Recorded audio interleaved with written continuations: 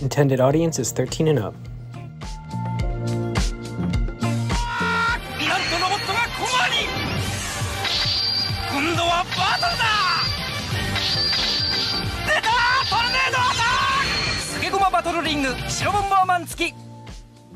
In the early 90s, Takara had some success with the Beyblade franchise, which is a license of Bomberman and is a reimagining of the game Marbles.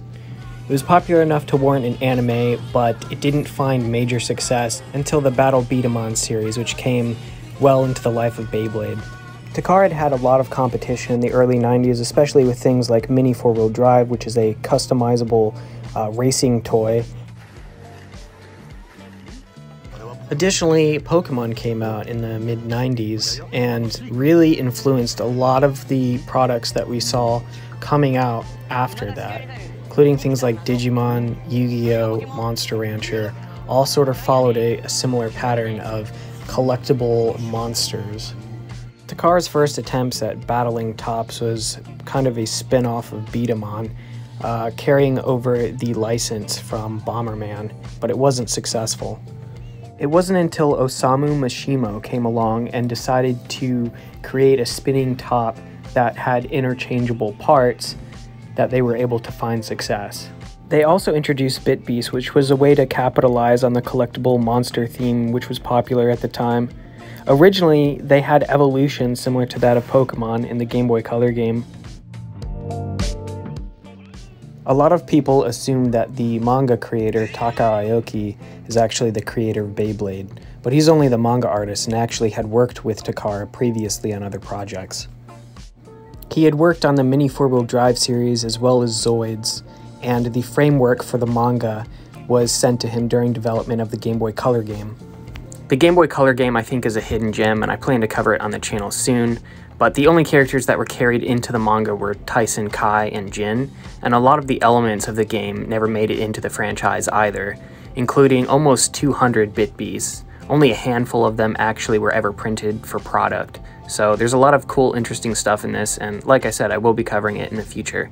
But this did set the framework for everything else, and does predate the anime and manga. Jisedai Battle Beigoma Beyblade, the Game Boy Color game, and the first 3 Beyblades were released at World Hobby Fair in Japan in 1999. The series saw moderate success, but didn't explode until Bakuten Shoot Beyblade, or Explosive Shoot Beyblade, launched in Koro that same year. The first Beyblade that you see Tyson using in the manga is Ultimate Dragoon, which is a bit that is carried over from the Game Boy Color game and is not the same thing as the Dragoon that you see later on. The modern version of Dragoon is actually carried over from the Game Boy Color game as well, but was extremely hard to obtain as it was only given out at World Hobby Fair in Japan. You could kind of think of it like the equivalent of Mew in Pokemon. This design was adopted for Grip Attacker and all subsequent Dragoon releases. This actually applies to Kai and Jin's Beyblades as well, with Kai using Frostic Dronzer at the start of the manga and Jin using Saizo at the beginning, which are later changed to the modern version of Dronzer and Metal Drigger.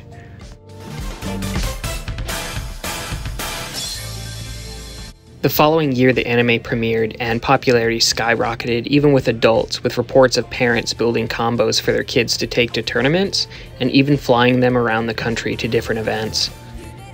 The popularity of the franchise had exploded so much that Takara couldn't keep up with demand, and were even being sold in convenience stores, which was not typical of toys at the time.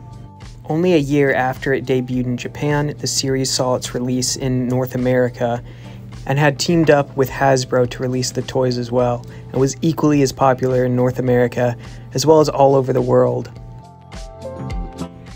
Go ahead and hit the like button if you haven't already, and drop a comment letting me know what you think of this video. The first 3 Beyblades released was Ultimate Dragoon, Saizo, and Frostic Dronzer. All of these aren't too terribly hard to find, but they can be expensive. The early Beyblades released were fairly simple and only had a few interchangeable parts. Everything pre-Bakuten Shoot Beyblade had fixed spin gears and were only right spinning, something that would change later and add a vast amount of customization. Most of you might be familiar with the win conditions of Beyblade, which is to KO or knock out an opponent, or to outspin an opponent. But there was a third win condition for the early Beyblades. You'll notice that early Beyblades had a bit chip and a bit chip protector. The early bit chips didn't click in and were just held in with pressure, and one of the win conditions was to knock off your opponent's bit chip, which is kind of similar to what we have with Modern Burst, where if you burst, it is a win. Longer bit chips replaced these, and the rule was ultimately abandoned. The early Beyblades came on sprues similar to model kits and had to be pieced together. It was a pretty fun experience back in the day, and something I wish that they still continued. The first major addition to the toy line was the addition of removable spin gears, which could be customized as well. You could pull them apart and change them to left spin, which offered a vast amount of customization. Takara continued to innovate the franchise as it went on, adding new gimmicks and features that were backwards compatible with most of the previous iterations, including magnets, bearing tips, gyroscopes, and engine gears, which had a clutch system that would activate at different points during battle. Manga and anime do tend to have some very different plot points, due to the fact that the manga was only published once a month in Koro. While the second season V-Force does update the animation quality and looks far more modern, most people consider the first and the third season of Beyblade to be peak.